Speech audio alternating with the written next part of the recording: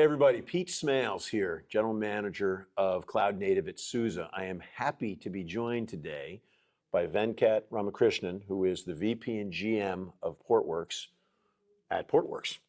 At Pure Storage. At Pure Storage. Thank you for the clarification here. For our part, we've been working on enhancing the developer experience. We introduced the virtual clusters. We recently introduced a private registry, introduced what we call validated designs, which is about creating an opinionated prescriptive reference architecture.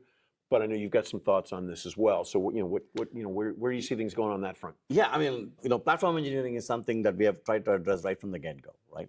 So Portworx delivers all of the capability I'm talking about, can deliver it at a microservice level, right, at a container level, right? So everything from volume management, data protection, data services, encryption, and multi-tenancy, we deliver it at a container level, right? So this comes in handy because when you're coming into a platform engineering motion, or when you go into a large company with a platform team, it's a completely lopsided ratio, right? You have tens of thousands of developers, and there's maybe 20 platform engineers, right? So self-service is key. So we built Portworx right from scratch about self-service and automation, right?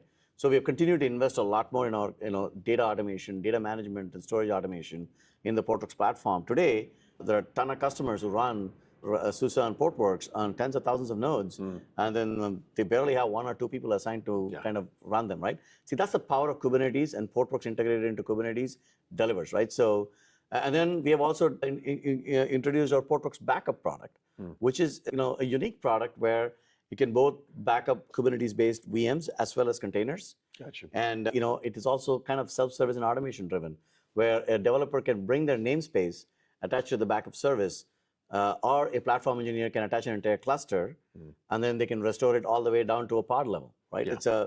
It's like a time machine for namespaces in Kubernetes clusters, right? My take on this overall is sort of just closing thought from my standpoint is we have a very similar, I think the partnership is so strong because of a very similar mindset in our approach. We do different things, they're related, but we have a different, similar, very sort of kindred spirits in that regard, in the sense that it is about scalable, consistent operations, or consistent operations at scale from an infra standpoint, but then it is largely about self-service, accelerating innovation, creating that platform engineering mindset, containers as a service, microservices-based storage and data management to give the downstream users and such the flexibility they need to build the apps, they need to manage the apps. So I think, to me, there are a couple underlying core tenets there where I think we're aligned in principle.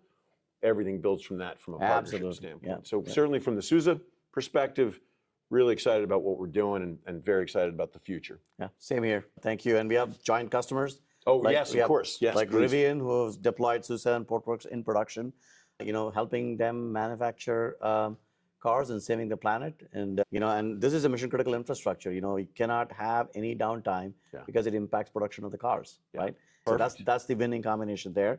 And they're an extremely happy customer, continuing to scale, continuing to grow, and continuing to make cars faster.